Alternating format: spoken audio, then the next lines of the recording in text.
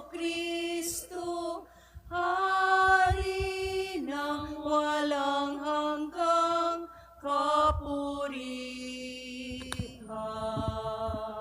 Nagpupuri kami sa iyo, Hari naming Hesukristo, masunurin kang kordero, sa katubusan ng tao, hain sa krus ang buhay mo.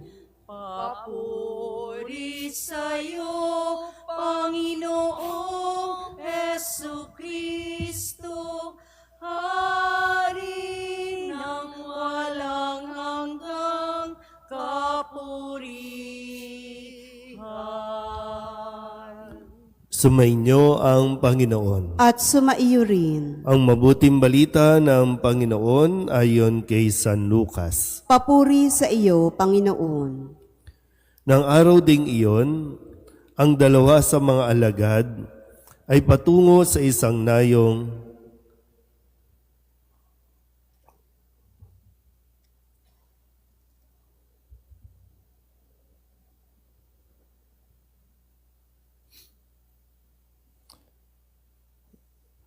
Ang mabuting balita ng Panginoon ayon kay San Mateo. Papuri sa iyo, Panginoon.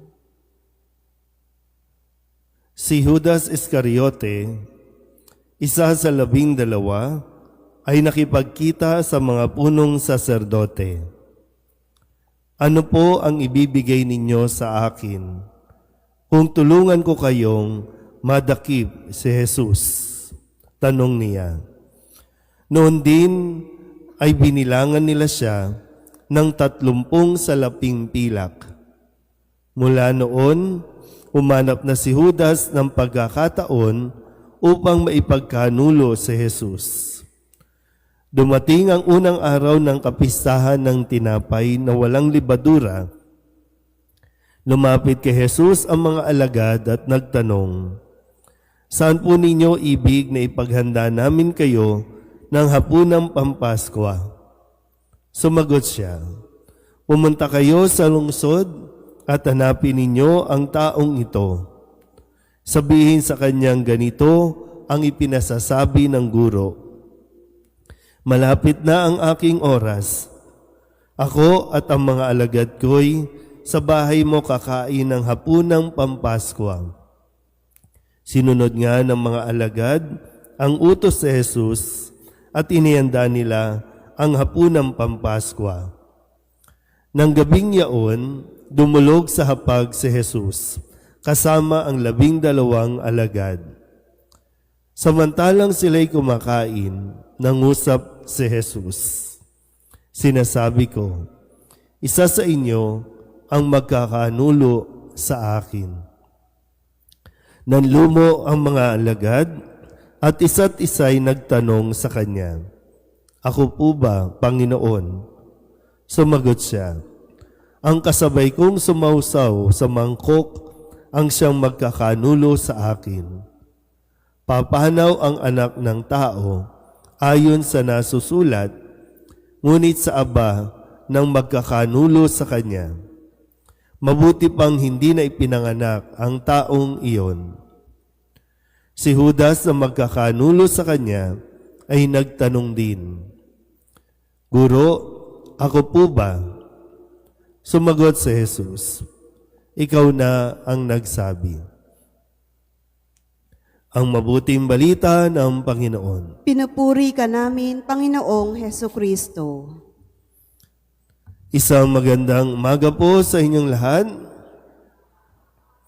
Ngayon po ay Miyerkules Santo at sa pagpapatuloy po ng ating pagdiriwang ng mga mahal na araw, sa puntong ito ay labis ang kalungkutan nararamdaman ni Jesus dahil ang kasalo niyang kumain, ang kasama niya sa gabit araw ay ipagkakanulo siya.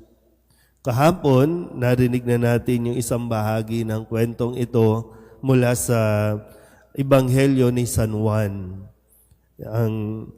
Ngayon ay ang ginamit natin ay ang pahayag mula kay San Mateo. Kung ngayon, sinimulan niya ito sa pamamagitan ng pagsasaad na si Judas Iscariote ay nakipagkita sa mga punong saserdote para ipagkanulo si Jesus. Kahapon kasi, no, sabi sa Ebanghelyo ni San Juan, matapos na ibigay ni Jesus yung tinapay, no, kay Judas, pumasok si Satanas sa kanya at saka siya umalis. Pero dito, papunta pa lang o habang nandoon na si Judas, ay alam na nanggaling na siya sa mga punong saserdote at naipagkanulo na. Kumbaga, nagiging espiya na si Judas. Kaya nga ang tawag din po sa araw na ito ay Spy Wednesday. So naroroon si Judas hindi na para makisalo, kundi para mag-espiya kung ano yung mga gagawin ni Jesus, kung saan siya pupunta, at ito ay ire-report niya sa mga saserdote dahil lamang sa 30 pirasong pilak. Dahil lamang sa pera.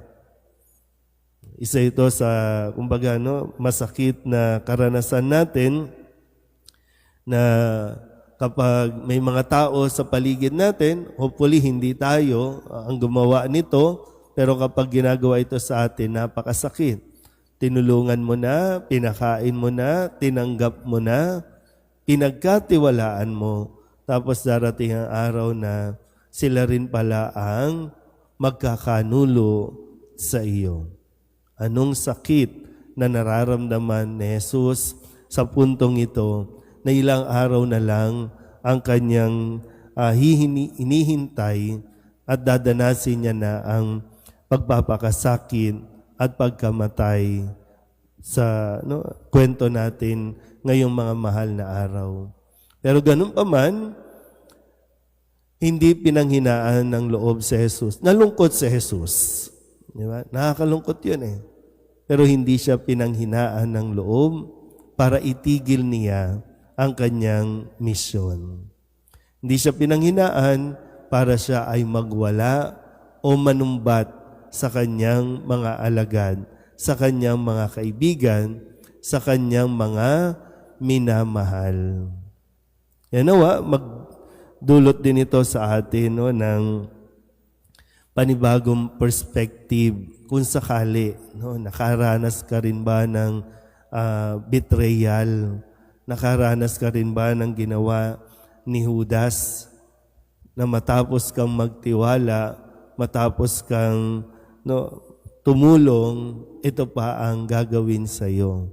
Pero ano nga ang naging pagtingin mo dito?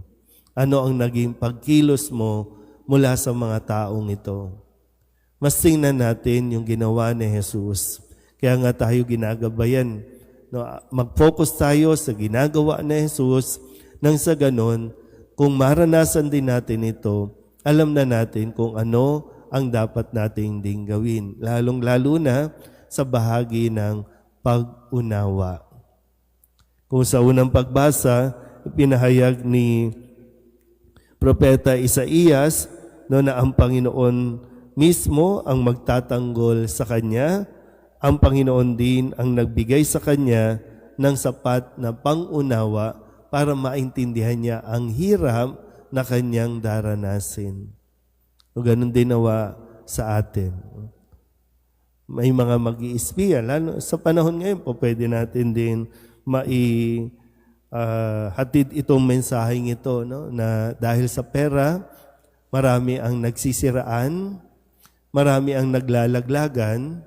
Dahil sa pera, maraming magkakaibigan ang nagkakahiwalay, maging ang mismong pamilya. Dahil sa posisyon, dahil sa pera, ay handang mag-away, handang ipagkanulo ang isa't isa para lamang sa hinahangad na posisyon. So lagi ko rin iniisip, ano bang nangyari kay Judas? Ano bang nangyari sa kanya? Parang bigla kasing lumabas yung pangalan ni Judas sa mga panahong ito. Ang alam natin, siya ang hawak ng pera, no, ng kanilang samahan. No? May tagapag-ingat yaman. At si Judas din yung katiwala sa pagpapakain ng mga dukha, no, sa paggamit ng mga tulong o perang ibinibigay. So sabi ko, ano ba nangyari kay Judas? Bakit biglang nagkaganito? Pinagalitan ba siya? Napahiya ba siya? Parang wala pa naman tayong naririnig na ganyan. No? Bigla na lang na gusto lang niyang nanghinayang siya sa pera na doon sa pabango na ginamit ni Maria, di ba, nung Lunes, na sana ipinagbili na lang daw. At ngayon, pumunta na lang sa saserdote at sa halagang 30 pirasong pilak na tukso na ipagkanulo ang nagmahal sa kanya. Ang patuloy na nagmamahal sa kanya. Kasi sa umpisa pa lang, pwede niya nang kinompronta si Judas, pero hindi. Sinikap na ipaunawa ni Jesus sa kanyang mga alagad kung paano o ano ang dapat na maging pagkilos sa mga taong pinanghinaan o sa mga taong naging mahina at ipagkanulo ang kanilang kaibigan. Pero muli, no? Sana hindi tayo ang gumawa nito. Para bang mas okay na ikaw ang itatwa o ipagkanulo kaysa ang ikaw ang magkanulo.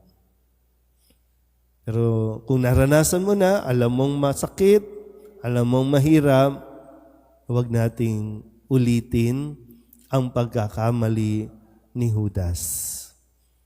Nalalapit na ang pagpili natin ng mga taong gustong maglingkod sa ating bayan. Huwag tayong maging Judas. Ibig sabihin, ano bang ginawa ni Judas?